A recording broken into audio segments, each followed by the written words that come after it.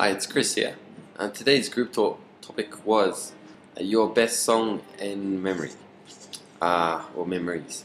And so now, obviously, having a best song that takes you back to a certain moment in your life is, I guess, you won't really expect anyone to have the same, and obviously, that was the case today. But it was interesting listening to how music has the same effect on every person, that one song can take you back to some part of your life, and generally for the good reasons, that something good was happening at the time when you heard that song, or it's a good feeling it brings up within you. So that was good. Now, moving on to some mistakes today. Now, the main mistake that came today was pretty good. Not really many grammar mistakes, but the one main one that did come up a few times by various different people is changing the verb to past. Now, this is quite common, so that's why I've pulled it out again here today. So, really seems to be common when people say last month or last week or last year, but then the verb is in the present sense. So, example, last year I go to Spain. So obviously last year, so last year I went to Spain. So now with this, like humans are creatures of repetition, so the more we do something, the better we get at it. So even if you have to slow down a little bit, you're speaking to make sure you're speaking correctly. The more times you say it correctly, the easier it's going to get, and then the faster you can talk correctly, if you know what I'm getting at. Alright, so now some new words today. First one being novelty. So if something is, it's a novelty, it's something new, different, interesting. So there's a new cover for an iPad.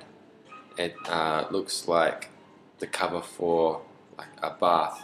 So the new cover is a novelty. It's new, it's interesting, and it's different. So another sentence I've used: it was fun at first, but the novelty soon wore off.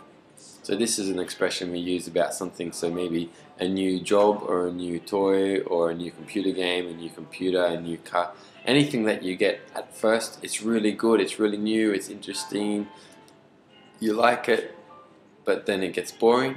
So we say it was fun at first, but the novelty soon wore off, or the novelty wore off. Okay, next, impression. So this is a feeling or an opinion that you have or you get about or from something or somebody. Okay, so an example sentence: my first impression of the new boss was good. He seemed friendly and approachable. So first impression, so the first time you meet somebody, how did you feel? What was your opinion? What idea did you have of them? So your first impression. Next one, the odd one out. So this phrase here, this means that the one that does not fit in or match with the others. So an example sentence: my youngest child is the odd one out. My first 3 children have dark hair, but my youngest has light hair. So the odd one out means the one that's different from the rest. So here, 3 children, dark hair, 1 light. So the one with the light, that's the odd one out.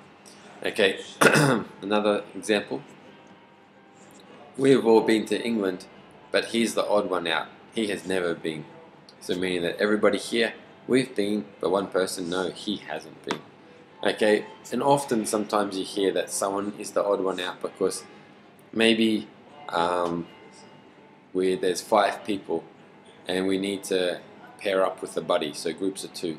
So there's 2 groups of 2, then there's one person without a buddy or a partner. We say they're the odd one out. They don't have somebody to do something with, or they don't match, etc. So the odd one out. Okay, so that's it from me for today, and I'll see you in the group talk soon.